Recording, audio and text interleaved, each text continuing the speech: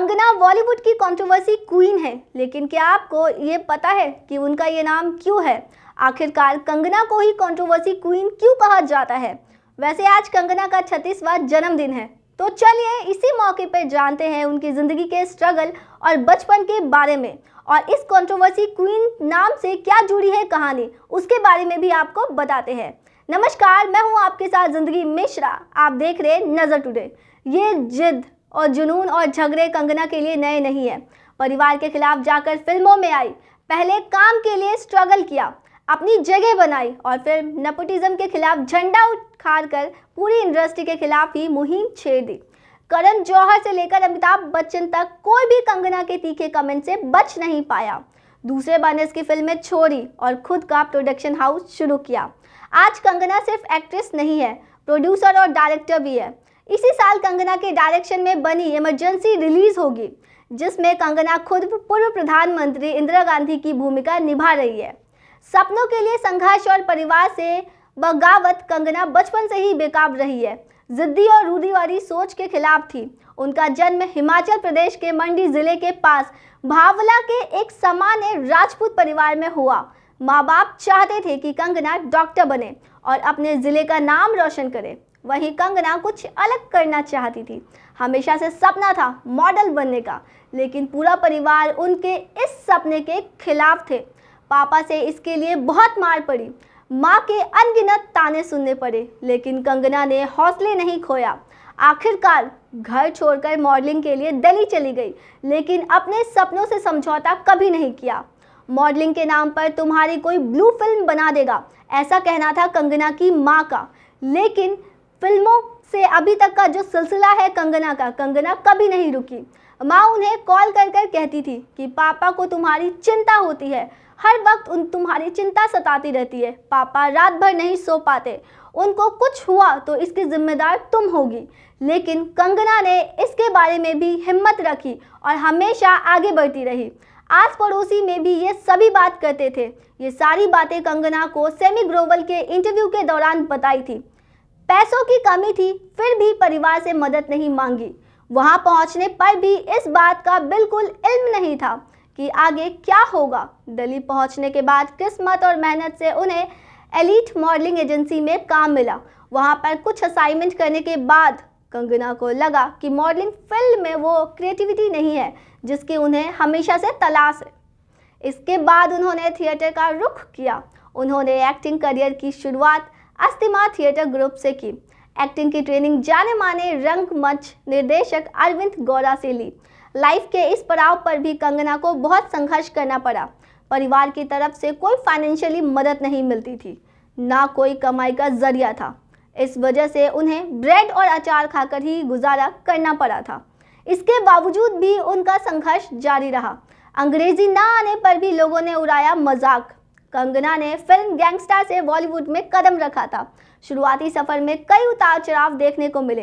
अंग्रेजी नहीं आने की वजह से लोगों ने उनका मजाक उड़ाया, लेकिन उन्होंने इसे एक टास्क के तौर पर लिया और अंग्रेजी सीखकर खुद को साबित किया। अगर आप भी इंग्लिश सीखना चाहते हैं और आपको कोई रुकावट रोक रही है, तो आप कंगना से मोटिवेट हो सकते हैं। वैसे बड़े हीरोज के साथ फिल्म नहीं करना चाहिए, ये कहना है कंगना का। कंगना शुरुआत से ही हीरो पे निर्भर नहीं होती और उन्होंने सेमी ग्लोबल के एक इंटरव्यू में ये भी कहा था, मैं अपने आप को इस बात का भरोसा दिलाती हूँ कि फिल्म इंडस्ट्री पुरुष प्रधान नहीं है, लेकिन मैं गलत थी। समाज के जैसे ही यहाँ पर भी पुरुष प्रधानता ही चलता है। कंगना ने एक बार ये भी कहा था, मैं हीरोज की साइड किक बनकर नहीं रहना चाहती। जब फिल्म में कोई बड़ा हीरो होता है तो आप सिर्फ शो पीस बनकर रह जाते हैं। तीनों खान के साथ फिल्म तभी करूंगी जब मेरा रोल उनके बराबर का होगा। शायद यही वजह है जिस वजह से कंगना फिल्म इंडस्ट्री के टॉप एक्टर सलमान, शाहरुख और आमिर के साथ फिल्मों करने से मना कर दिया करती है। उनका कहना है कि वो किसी भी खान के साथ तभी काम करेगी जब उनका रोल हीरो के बराबर होगा। साथ ही ये भी उनका कहना है कि खान्स के साथ फिल्म करने से करियर में कोई बड़ी ग्रोथ देखने को मिलेगी। अगर मिलती तो शायद कंगना अभी तक उनके साथ काम करती। कंगना ने यह भी कहा था कि जब उन्हें करियर में एक बड़ी फिल्म ब्रेक की ज़रूरत थी, तब उनके साथ कोई भी फिल्म नहीं करना चाहता था। आज वो कामयाबी के शिखर पर है, टॉप पर है। तो टॉप एक्ट्रेस भी उनके साथ स्क्रीन शेयर करने से उनके साथ ही सारे एक्टर्स स्क्रीन शेयर करना चाहते हैं। वैसे शाहरुख ने कंगना के साथ फिल्म करने से कर दिया था मना। कंगना को सलमान खान के साथ फिल्म सुल्तान में काम करने के लिए अप्रोच किया गया था, लेकिन उन्होंने मना कर दिया। वहीं एक बार शाहरुख को कंगना के साथ एक फिल्म में साइन करने की बात चल रही थी, लेकिन किंग खान ने उस फिल्म का हिस्सा होने से मना कर दिया था। लव अफेयर्स और उनके विवादित बयान। कंगना अपने अफेयर्स की वजह से हमेशा सुर्खियों में रहती है।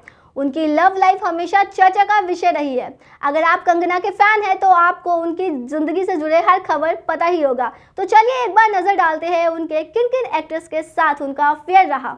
पहला नाम है आदित्य पंचोली का। कंगना ने आरोप लगाया शारीरिक शोषण का आरोप।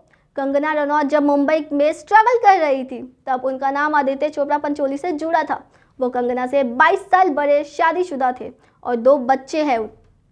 रिपोर्ट्स के मुताबिक उन्होंने कंगना को एक नया घर खरीद कर दिया था, जहां आदित्य उनसे मिलने जाते थे। दोनों लिव इन रिलेशनशिप में भी थे। बाद में कंगना ने मीडिया के सामने आकर आदित्य पर यह आरोप लगाया कि उनसे रिश्ता तोड़ लिया है उन्होंने। आदित्य उनका शारीरिक शोषण करते हैं। कंगना पर काला जादू करने का आरोप आदित्य के बाद कंगना का नाम शेखर सुमन के बेटे अध्ययन के साथ जुड़ा।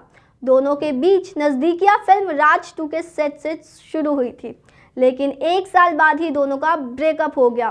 ब्रेकअप के बाद अध्ययन ने इंटरव्यू में बयान दिया था कि कंगना उनसे मारपीट और गाली गलौज करती है। उन्होंने कंगना पर काला जादू करने का भी आरोप लगाया था। अध्ययन का ये भी कहना था कि जब वो कंगना का फ़ोन नहीं उठा रहे थे तब कंगना उनकी मां को कॉल करके उनको परेशान किया करती थी। वैसे अजय देवगन के साथ भी रहा अफेयर। 2010 में कंगना ने अजय देवगन के साथ film once upon time in Mumbai में काम किया था और इसी फिल्म के बाद दोनों में नज़दीकियां बढ़ गई थी। दोनों के अफेयर्स की चर्चा पूरी इंडस्ट्री में थी। दोनों की नज़दीकी देख अजय की वाइफ काजोल भड़क गई, जिसके बाद अजय ने कंगना से दूरी बना ली। अपने इस रिश्ते के बारे में कंगना ने एक इंटरव्यू में खुलासा किया। साथ ही शादीशुदा मर्दों को डेट करना उनकी लाइफ की सबसे बड़ी गलती थी, ये भी बताया उन्होंने। ब्रिटिश डॉक्टर के साथ भी जुड़ा कंगना का नाम। इन 3 अफेयर्स में धोखा खाने के बाद कंगना का नाम निकोलस लाफ्टी नाम के एक ब्रिटिश डॉक्टर के साथ भी जुड़ा। रिपोर्ट्स के मुताबिक निकोलस कई बार कंगना से मिलने मुंबई आए। दोनों को कई बार एक साथ स्पॉट किया गया। हालांकि कंगना का यह रिश्ता भी जल्द खत्म हो गया। ऋतिक के साथ कंगना का सबसे विवादित अफेयर। अगर आप इन दोनों के फैन हैं तो आपको इनके अफेयर्स के बारे में तो ज़रूर पता होगा। क्या थी इनकी पूरी कहानी वो भी आपको बताते हैं। साल था 2013 में दोनों की मुलाकात क्रिश 3 के सेट पर हुई थी। उस वक्त ऋतिक पहले से शादीशुदा थे। कुछ समय बाद दोनों एक दूसरे को डेट करने लगे, लेकिन उन्होंने ये बात मीडिया से छुपाई रखी। साल 2014 में कंगना को ऋतिक ने शादी के लिए प्रपोज किया। दोनों की ब्रेकअप की वजह यह थी कि ऋतिक का अफेयर किसी और दूसरी एक्ट्रेस के साथ शुरू हो गया था, जिस वजह से दोनों अलग हो गए। वो विवाद जिसके बाद कंगना को मिला कंट्रोवर्सी क्वीन का दर्जा, क्या है वो बताते हैं आपको। बॉलीवुड बनाम कंगना ने कॉफी विद करण शो में आकर मी टू पर करण की तरफ से कोई भी बयान नहीं आने पर उनकी खिंचाई की थी। साथ ही उन्होंने फिल्मों में एक्ट्रेस और एक्टर पर काम पर टिप्पणी भी की थी। कंगना ने कहा था कि लड़कियों को फिल्म में सिर्फ बार्बी डॉल की तरह दिखाया जाता है, वहीं जो एक्टर बार बार कपड़े चेंज करते हुए पर्दों पर दिखाए जाते हैं उन्हें ही क्यों लीड किरदार मिलता है। क्या एक्ट्रेस को हीरो की तुलना में उतना ही ग्लैरिफाई नहीं किया जाना चाहिए। वैसे सुशांत सिंह के बाद बॉलीवुड माफिया को खतरा, ये कहा था कंगना ने। कंगना सुशांत सिंह राजपूत की मौत के बाद कंगना ने अपनी तीखे बयान से नेपोटिज्म पर प्रहार किया था। उनका कहना था कि सुशांत को धमकाया जा रहा है, बायकॉट किया जा रहा है और मूवी माफिया से उनकी जान को खतरा था। सुशांत केस में ड्रग्स का एंगल आने के बाद उन्होंने बॉलीवुड के सभी स्टार्स को ड्रग्स टेकन कराने की बात कही थी। जावेद अख्तर ने किया मानहानि का केस। सुशांत सिंह राजपूत की मौत के बाद एक न्यूज़ चैनल को दिए इंटरव्यू में कंगना ने कहा था कि जावेद अख्तर ने उन्हें घर बुलाकर धमकी दी थी। बयान सामने आने के बाद जावेद अख्तर ने अपनी वकील निरंजन मुर्दगी के जरिए 2 नवंबर 2020 को एक शिकायत दर्ज कराई थी। इसमें उन्होंने कंगना के खिलाफ इंडियन पीनल कोड के सेक्शन 499 मानहानि और सेक्शन 500 मानहानि के लिए सजा के तहत आरोप लगाए थे। किसानों को कहा आतंकवादी। पंजाब में कृषि बिल का विरोध कर रहे किसानों को कंगना ने आतंकवादी बताते हुए कहा था कि वे देश को 2 भागों में बांट रहे हैं। उन्होंने रिहाना में ट्वीट पर रिएक्ट कर ये सारी बातें शेयर की थी। कंगना ने इस बयान के बाद कर्नाटक में उनके खिलाफ क्रिमिनल केस दर्ज किया। बंगाल विधानसभा चुनाव दंगे पर भी कंगना का भड़काऊ बयान। बंगाल विधानसभा चुनाव के नतीजे आने के बाद हुए हिंसा पर भी कंगना ने भड़काऊ बयान दिया था। उन्होंने कहा था, ये भयानक है। इस बात को खत्म करने के लिए हमें सुपर गुडरोई की ज़रूरत है। वो ममता बनर्जी एक राक्षस की तरह है। उसे काबू करने के लिए मोदी जी आप अपना 2000 के पहले का विकराल रूप दिखाए। कंगना पर दर्ज है 700 केस। कंगना ने ट्वीट करके बताया, मुझ पर कुल 700 केस दर्ज है जिनमें मुझे अकेले ही संभालना है। केस के अलावा अपकमिंग फिल्म से जुड़ी कई सारी चीज़ें देखनी है, लेकिन मुझ में इन सब चीज़ों को एक साथ संभालने की हिम्मत नहीं है। मेरा दिल फिर से टूट गया है। ये ट्वीट उन्होंने बीएमसी द्वारा उनका ऑफिशियल तोड़ने के बाद किया था। प्रोडक्शन हाउस की शुरुआत की इन तमाम केस और आलोचना के बाद कंगना ने इन सब को कैजुअली लिया। हालांकि इस बेकापन की वजह से कई प्रोडक्शन हाउस की फिल्मों से उन्हें हाथ धोना पड़ा। टॉप मोमेंट एक्टर्स के साथ कई फिल्में उन्हें छोड़नी पड़ी। जिस इंडस्ट्री पर उन्होंने कई कटाक्ष किए, उसी वजह से वो एक तरीके से अलग हो गई और खुद का प्रोडक्शन हाउस लॉन्च कर दिया।